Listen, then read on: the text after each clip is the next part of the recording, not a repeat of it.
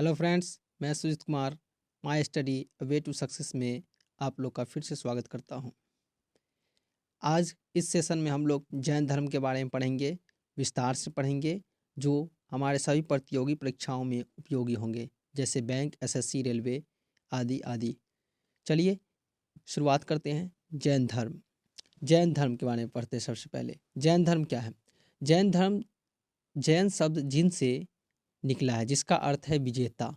जिनका क्या अर्थ होता है? जिनका अर्थ होता है, जिन शब्द का अर्थ होता है विजेता। इसी से जैन धर्म शब्द निकला है। जैन धर्म में कुल 24 तीर्थंकर हुए। इसके संस्थापक एवं प्रथम तीर्थंकर ऋषभ देव थे। जैन धर्म के संस्थापक और प्रथम तीर्थंकर कौन थे? ऋषभ देव। 23वें तीर्थंकर पार्श्वनाथ ने जैन धर्म को व्यवस्थित रूप प्रदान किया। इनका काल महावीर से 250 ईस्वी पूर्व माना जाता है। 23वें तीर्थंकर कौन थे? पार्श्वनाथ, और इनका काल महावीर से 250 ईसा पूर्व माना जाता है। आगे देखते हैं। इनके अनुयायियों को निर्ग्रंथ कहा जाता था। जैन धर्म के अनुयायियों को निर्ग्रंथ कहा जाता था। जैन अनुश्रुतियों के अनुसार पार्श्वनाथ को 100 वर्ष की आयु में सम्मेद पर्वत पर निर्वाण की प्राप्ति हुई थी। सम्मेद पर्वत पर किनको निर्वाण की प्राप्ति हुई थी? पार्श्वनाथ को। पार्श्वनाथ को 100 वर्ष की आयु में। जैन धर्म के वास्तविक संस्थापक, इसके 24वें तीर्थंकर वर्धमान महावीर माने जाते हैं। वर्धमान महावीर को जैन धर्म का वास्तविक संस्थापक माना जाता है। महावीर स्वामी। महावीर स्वामी के जीवन के बारे में देखेंगे। महावीर स्वामी का जन्म 540 ईस्वी पूर्व में कुंडग्राम वैशाली में हुआ था, जो कि बिहार राज्य का एक वैशाली जिला है, उसमें कुंडग्राम क्षेत्र में हुआ था। उनके पिता का नाम सिद्धार्थ एवं माता का नाम त्रिशला था। उनके पिता कौन थे? सिद्धार्थ थे। सिद्धार्थ कौन थे? सिद्धार्थ थे यात्रक क्षत्रिय कुल के प्रधान थे, और माता त्रिशला, जो कि लक्ष्मी नरेश चेटक की बहन थी। लक्ष्मी नरेश चेटक की बहन उनकी माता थी, त्रिशला। महावीर के बचपन का नाम वर्धमान था। महावीर के बचपन का नाम क्या था? वर्धमान। आगे देखते हैं। यशोदा नाम की कन्या से इनका विवाह हुआ, जिसने प्रियदर्शनी नामक पुत्री को जन्म दिया। प्रियदर्शनी का विवाह जमाली नामक क्षत्रिय से हुआ। वह महावीर का प्रथम शिष्य बना।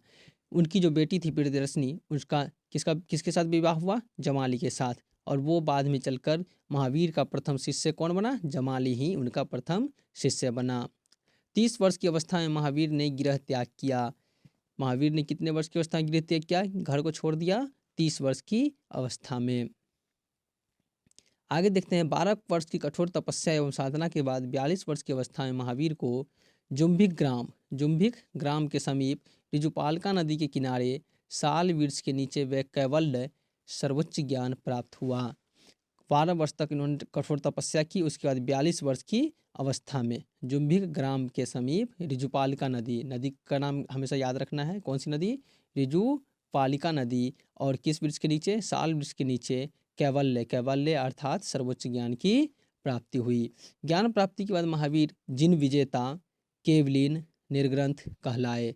ज्ञान प्राप्ति के बाद महावीर को क्या कहा गया? जिन, विजेता, केवलिन और निर्ग्रंथ, ये सभी महावीर को कहा गया। महावीर स्वामी की मृत्यु 72 वर्ष की अवस्था में पावापुरी, जो कि वो भी बिहार में ही हैं, 468 ईस्वी पूर्व में हो गई। इनकी पहली महिला शिष्या चंदना थी। इनकी पहली महिला शिष्या कौन थी? चंदना थी। आगे देखते हैं। जैन धर्म की शिक्षाएं एवं सिद्धांत। अब हम जैन धर्म की शिक्षाओं और सिद्धांत के बारे में पढ़ेंगे। महावीर ने अपनी शिक्षा प्राकृत भाषा में दी। इन्होंने अपनी शिक्षा किस भाषा में दी? प्राकृत भाषा में दी। यही कारण है कि साधारण जन भी इनके अनुयायी बने। चूँकि प्राकृत भाषा आम लोगों की भाषा थी, इसलिए साधारण लोग भी थे उनके अनुयायी बन गए।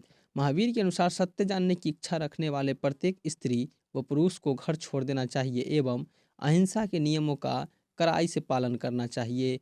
महावीर मानते थे कि जो लोग सत्य चाहते हैं वो घर छोड़ दे और अहिंसा के नियमों का पालन करते हुए आगे बढ़े। जैन धर्म के अनुयायियों को 5 महाव्रतों का पालन करना होता था। जो जैन धर्म के अनुयायी होते थे उनको 5 महाव्रतों का पालन करना होता है। ये 5 महाव्रत कौन कौन थे? झूठ मत बोलो अर्थात सत्य वचन। सत्य वचन क्या था? सत्य वचन, झूठ मत बोलो। अस्ते, दूसरा क्या था?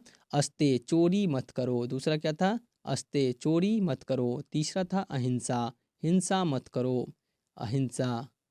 चौथा क्या था, अपरिग्रह। अपरिग्रह का मतलब क्या था, धन संचय मत करो, मतलब धन जमा ना करो। पांचवा था ब्रह्मचर्य, और लास्ट अंतिम क्या था, ब्रह्मचर्य, ब्रह्मचर्य का पालन करो। इस तरह जैन धर्म के अनुयायियों के 5 महाव्रत कौन कौन थे, सत्यवचन, अस्तेय, अहिंसा, अपरिग्रह और ब्रह्मचर्य। मोक्ष प्राप्ति के लिए भी 3 साधन थे, जिसको त्रिरत्न कहा जाता था। जैन धर्म में मोक्ष प्राप्ति के लिए कितने साधन थे, 3 साधन थे जिन्हें त्रिरत्न कहा जाता था। ये कौन कौन थे, सम्यक ज्ञान, जिसका अर्थ था सच्चा और पूर्ण ज्ञान, सच्चा और पूर्ण ज्ञान। दूसरा था सम्यक दर्शन, जिसका अर्थ था तीर्थंकर में पूर्ण विश्वास, मतलब जो भी जैन धर्म के तीर्थंकर होंगे उनमें पूर्ण विश्वास होना चाहिए। उसका सम्यक चरित्र, इसका मतलब होता है जैन धर्म के 5 सिद्धांतों का आचरण। जैन धर्म के 5 सिद्धांतों का आचरण, ये सभी त्रिरत्न मोक्ष की प्राप्ति के लिए 3 साधन थे। आगे देखते हैं, मुख्यतः व्यापारियों ने जैन धर्म का पालन किया, समर्थन किया। किसानों के लिए इन नियमों का पालन करना अत्यंत कठिन था, क्योंकि फसल की रक्षा के लिए कीड़े मकोड़ों को मारना पड़ता था। चूंकि यहाँ अहिंसा की बात कही गई है, इसलिए व्यापारी तो इसका समर्थन कर दिए, लेकिन किसान इसलिए पालन नहीं कर पाए थे क्योंकि वो फसल की रक्षा के लिए कीड़े मकोड़ों को मारते थे। जैन धर्म के 3 रत्न है, सम्यक ज्ञान, सम्यक दर्शन, सम्यक आचरण। सम्यक ज्ञान, सम्यक दर्शन और सम्यक आचरण जैन धर्म के 3 रत्न हैं। जैन धर्म में सलेखना से तात्पर्य है उपवास द्वारा शरीर त्यागना। पीछे के सेशन में भी हम देखे हैं कि चंद्रगुप्त मौर्य ने सलेखना द्वारा ही अपने शरीर का त्याग किया था। यही सलेखना से तात्पर्य था उपवास द्वारा अपने शरीर का त्याग करना।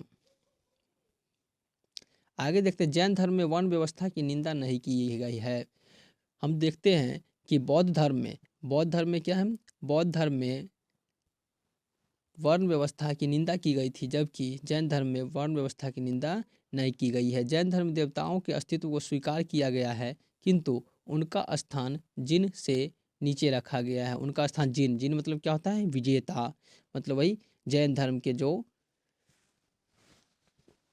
तीर्थंकर होते हैं उन्हें जिन कहा जाता है, और जिन से नीचे किनको रखा गया है, देवताओं के अस्तित्व को।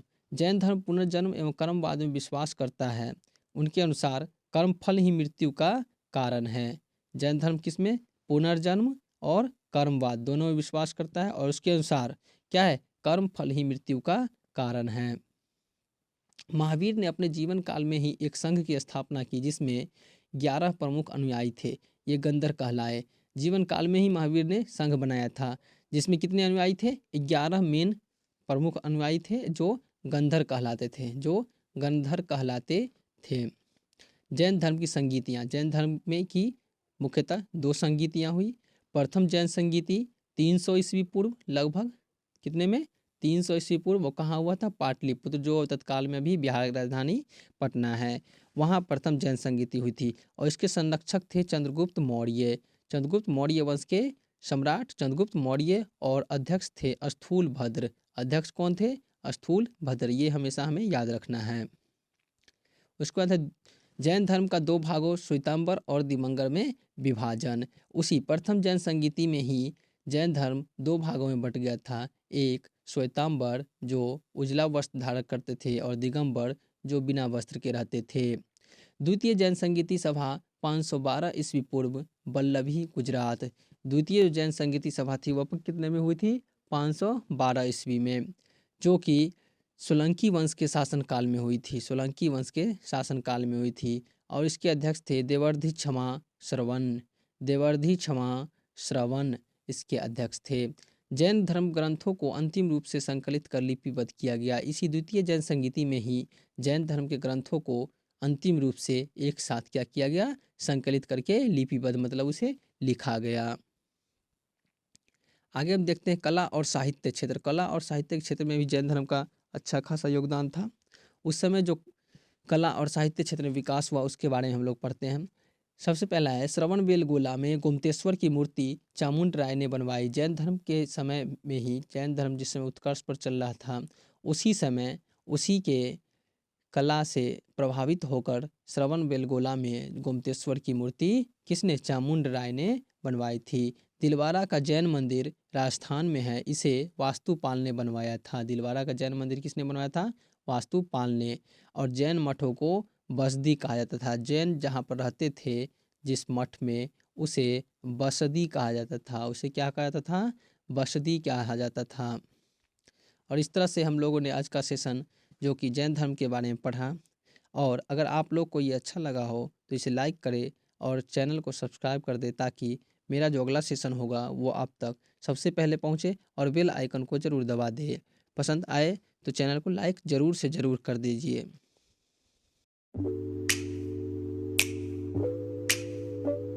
One more night, just one